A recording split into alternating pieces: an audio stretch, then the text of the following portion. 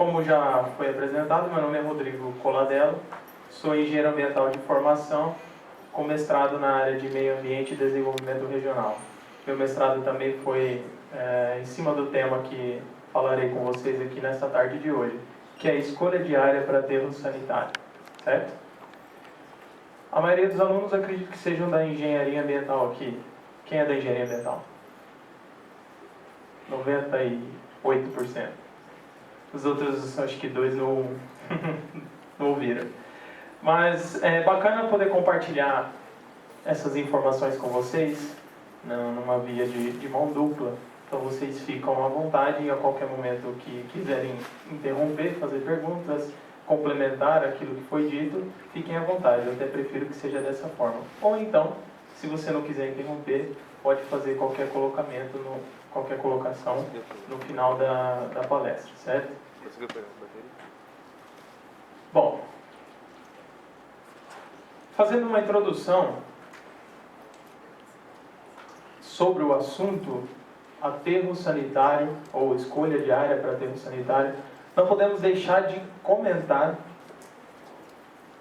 um pouco sobre resíduos sólidos, certo? Que está muito ou diretamente envolvido com essa prática de aterro sanitário. Então há necessidade de abordarmos em uma introdução o que é resíduo sólido. E eu queria saber de vocês, em função de ter alunos desde o primeiro ano, acredito eu, até o último ano, quando vocês pensam em resíduo sólido, o que vos remete?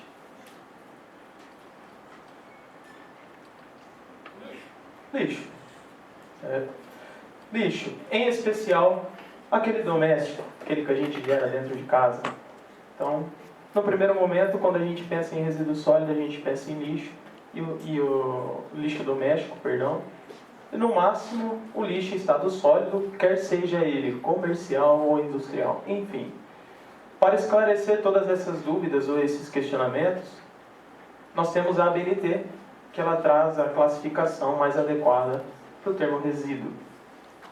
E ela diz o seguinte: resíduos são aqueles encontrados em estados sólidos e semissólidos originados de atividades diversas.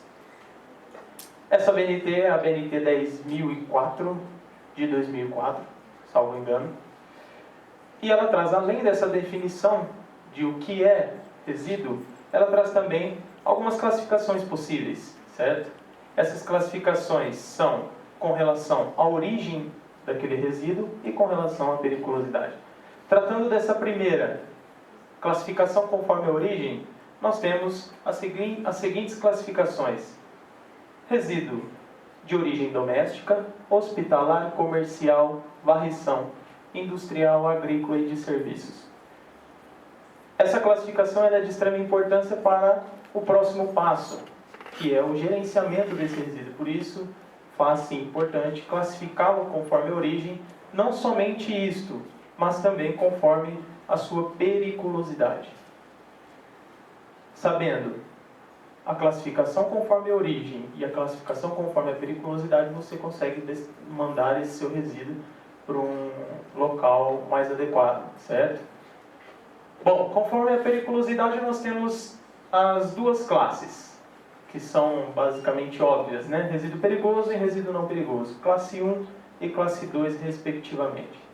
Como resíduos perigosos, classe 1, são aqueles que apresentam risco à saúde pública e ao meio ambiente, possuem características de inflamabilidade, corrosividade, reatividade, toxicidade e patogenicidade. Qualquer resíduo, independente da sua origem, que apresente algumas dessas características, ele é considerado, portanto, resíduo perigoso. Obviamente, você não faz isso de qualquer forma. Existem normas que você precisa seguir para fazer os ensaios, para classificar esse tipo de resíduo e assim por diante. Não convém aqui detalhar sobre isso, mas só para vocês saberem. E também temos o resíduo classe 2, que são os não perigosos. Esses não perigosos, eles se dividem em duas categorias. São elas, 2A e 2B. 2A se refere àqueles não inertes. O que seria não inerte? Quem aqui poderia dizer? Resíduo não inerte. Já ouviram falar? Resíduo inerte, resíduo não inerte? Bom, a grosso modo, de uma maneira resumida, uma maneira sintética, podemos dizer que resíduo não inerte é aquele que estabelece uma relação com o meio que ele está sendo disposto, certo? Por exemplo, ele pode lixiviar, ele não vai se manter inertizado, estático, mantendo as suas características intactas. Ele vai interagir com o meio ambiente, ele pode ser carregado e assim por diante. Suas substâncias podem ser dissolvidas e etc. Já, ao contrário, resíduos inertes, eles ficam ali intactos, as suas características mantêm-se preservadas e, portanto, eles, quer seja pela ação das intempéries, por exemplo, eles não perdem suas características principais. Isso em linhas gerais, para poder facilitar a compreensão de vocês.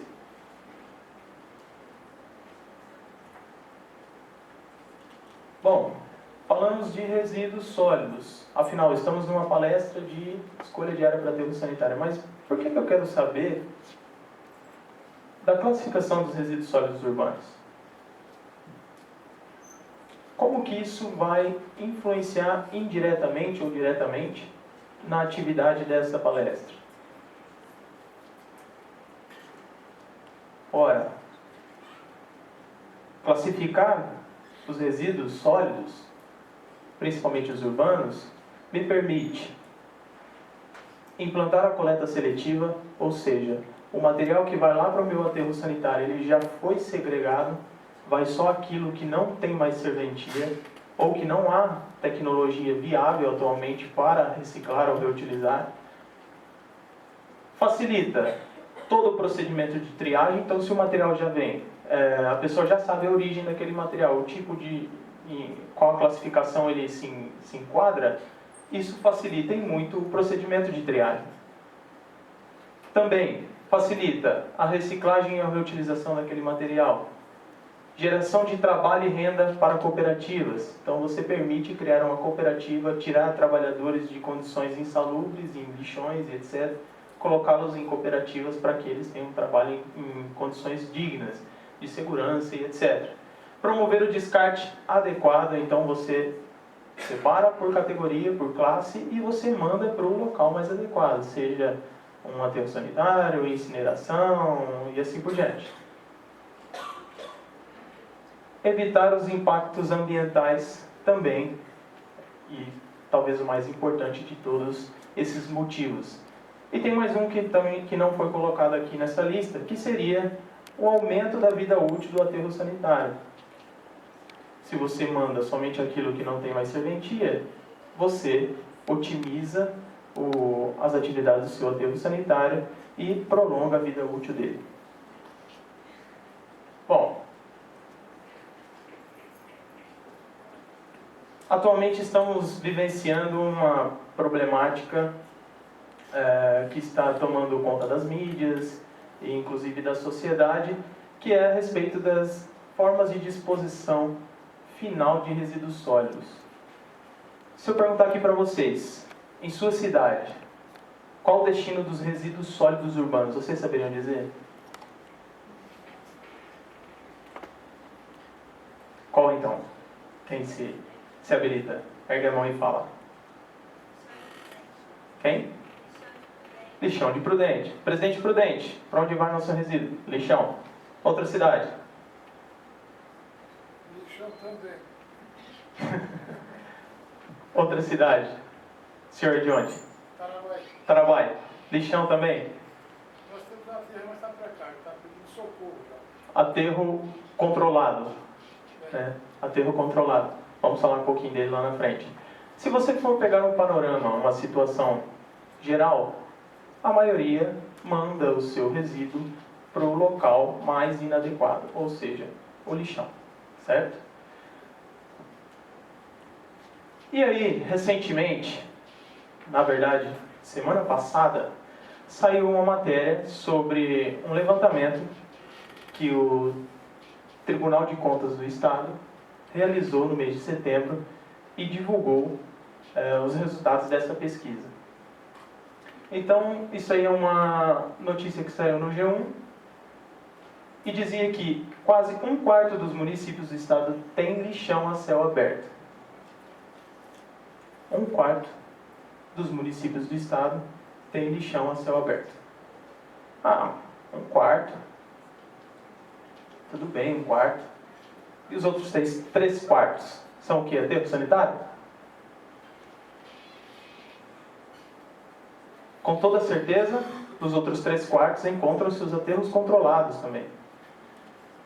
Que mais do que comprovado, que provoca impactos tanto quanto um lixão. A única diferença é que ele está coberto com terra e o lixão está disposto a céu aberto. Então, talvez o cenário seria inclusive mais impactante ou mais negativo ainda do que apenas um quarto. E aqui alguns números, por curiosidade, que também saíram nesses resultados lá do TCE. 163 municípios foram analisados aqui no estado de São Paulo. Desses 163 municípios, aproximadamente 23% possuem lixão. E aí eu grifei 23% lixão, porque são lixão, de fato.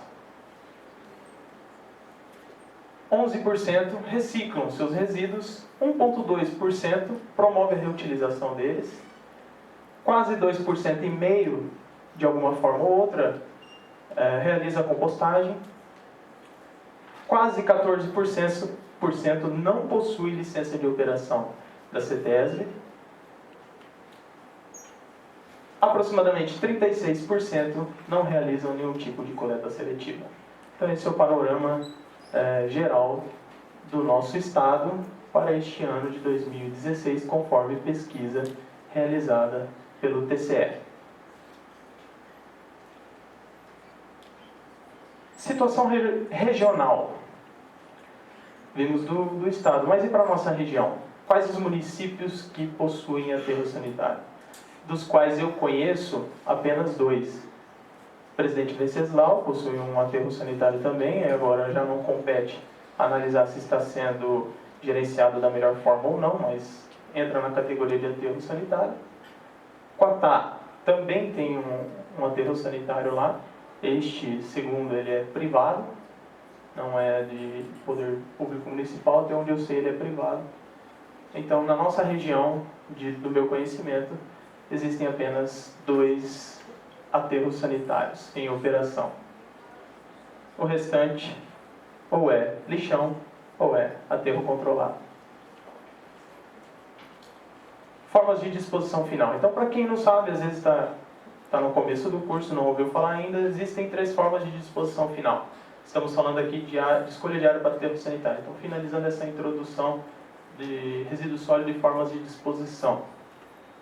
Nós temos nessa primeira figura, não está funcionando o letra aqui, um aterro sanitário. Então ele tem toda a técnica de engenharia para impermeabilizar o solo, drenar o chorume, coletar os gases, conduzi-los para o tratamento e assim por diante. Então toda aquela técnica de engenharia que possibilita evitar os impactos ambientais que essa atividade possa provocar. E aqui está um pouco escuro, o pessoal consegue apagar essa luz aqui da frente para ver se melhora? E aqui nós temos um aterro controlado. Por isso que eu falei para vocês, espera aí que eu vou falar do aterro controlado lá na frente. Porque que, na minha interpretação, o aterro controlado ele é semelhante, talvez pior, do que o lixão. O aterro controlado ele veio como uma medida para substituir a prática do lixão, na tentativa de controlar os vetores que venham se alimentar dos resíduos e etc, etc. Poluição visual e outros fatores. Mas ele tem um problema aí significante. No aterro controlado abre-se a vala, geralmente não faz a impermeabilização do solo e lança-se os resíduos aqui dentro. Na minha preocupação, você encurta a distância que o chorume tem que percorrer para atingir a água subterrânea, o lençol freático que possa estar próximo à superfície. Por isso que, na minha concepção, o aterro controlado nada mais é do que um lixão mascarado ou um lixão um pouquinho melhorado, certo? Mas apenas por conta da disposição visual dos resíduos. nos outros fatores eles são bastante semelhantes. Então, a minha preocupação é também com relação à profundidade da vala, que pode aproximar do lençol freático. Temos também aqui a última forma de disposição final, isso em solo, tá? O lixão, que é o mais comum aqui na nossa região e que, por incrível que pareça, apesar de nós termos uma política nacional de resíduos sólidos desde 2010, ainda existe essa prática na nossa região. Então esse é o quintal da nossa casa, o lixão de Presidente Prudente. Não somente a forma de disposição é importante ser considerada, mas é necessário também levar em conta o local em que você vai instalar o seu aterro, certo? A gente sempre evidencia o problema da forma de disposição final. É um lixão, é um aterro controlado, qualquer outra coisa que aquele município está adotando. É inadequado, mas as pessoas se esquecem muitas vezes de olhar para outra ponta, que é o local onde aquele empreendimento está instalado. Então, trazendo aqui para o Presidente Prudente, só para a gente observar de uma maneira bem grosseira, obviamente, eu fiz aqui uma delimitação de onde possivelmente seja os limites do lixão de Presidente Prudente. Não tenho certeza se a delimitação realmente é essa, mas peguei por uma interpretação visual e fiz aí um limite, correto? Se vocês observarem ao redor do lixão, nós temos uma série de cursos d'água. Muitos deles provavelmente não estão na distância que seria adequada para evitar que seja contaminado. Nós temos em alguns pontos ocorrência de lençóis freáticos suspensos em meia encosta, o que também é considerado como uma área de fragilidade, e assim por diante. Devemos atentar também para o fato de escolher a melhor área, não somente para a forma de disposição. Então nós temos o seguinte: quando nós escolhemos a melhor técnica associada à melhor área, a área com maior potencialidade para receber aquele resíduo, nós temos a redução de riscos e impactos. Riscos durante todo o funcionamento daquele empreendimento e impactos também durante todo o funcionamento daquele empreendimento. Impactos à saúde, ao meio ambiente e assim por diante. Entramos então no processo de seleção de área. Tentarei ser aqui para vocês um tanto quanto sintético, para que não fique tão maçante a apresentação, mas vocês vão ver que em alguns momentos necessitam de uma quantidade de informações absurdas para que você consiga selecionar a melhor área para o seu aterro sanitário. E também alguns elementos das fases de estudo da melhor área, eles vêm se repetindo, certo? Principalmente no que se refere ao meio físico, ao meio biológico que você está levantando. Eles se repetem em quase todas as fases de estudo. O que muda é a escala que você está observando. Então vocês vão ver que algumas informações, de acordo com o que nós avançamos para as fases, ele vai se repetindo.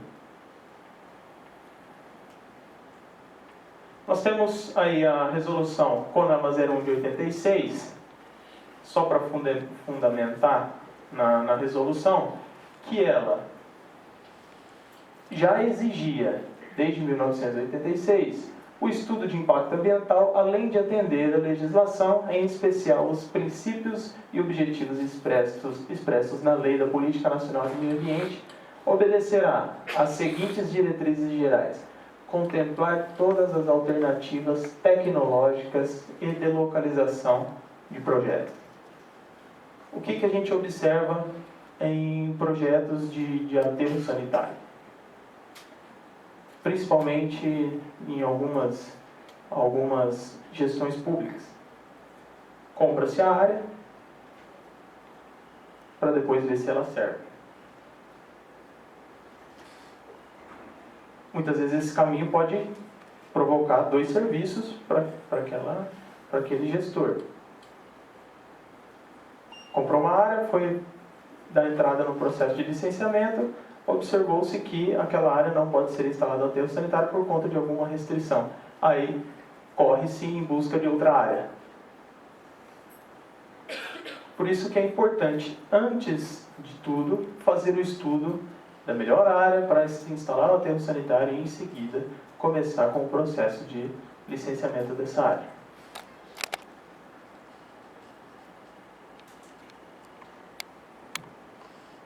Este procedimento de escolha de área para aterro sanitário, eu diria que ele é um dos mais complexos durante um projeto de um aterro sanitário. É o que mais exige atenção durante esse projeto. Porque você lida com pessoas, você lida com uma série de órgãos, você lida com uma série de fatores que estão envolvidos com aquela atividade, e aí você acaba esbarrando na síndrome de NIMBY. O que significa essa síndrome? Not in my backyard. Não em meu quintal. Ninguém quer ter um aterro sanitário do lado da casa dele, da propriedade rural dele, ou dentro da propriedade rural dele. Então você tem esses tropeços ao meio do caminho, o que pode, muitas vezes, dificultar o processo de escolha, atrasar esse processo de escolha e assim por diante. Então, um dos principais motivos de ser uma das etapas mais complexas é porque ninguém quer ter no seu quintal um aterro sanitário. Além disso, nós temos conturbações e conflitos de uso.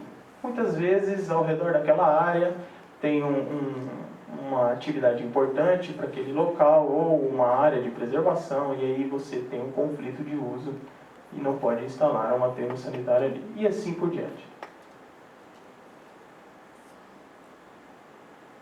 Desta forma, devemos nos pautar em um processo de escolha de área nos seguintes elementos: planejamento do desenvolvimento econômico, social e urbano daquela região.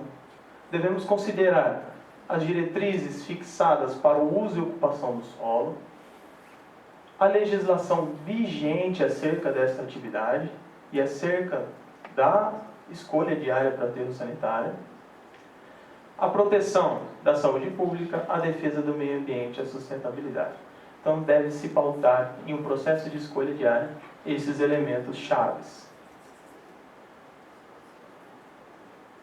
Sendo assim, é possível nós determinarmos algumas etapas de investigação. Eu separei em 3 etapas. Tá? Vocês vão ver a seguir quais etapas são. Eu separei em 3 etapas. Fase 1. Demarcação de zonas favoráveis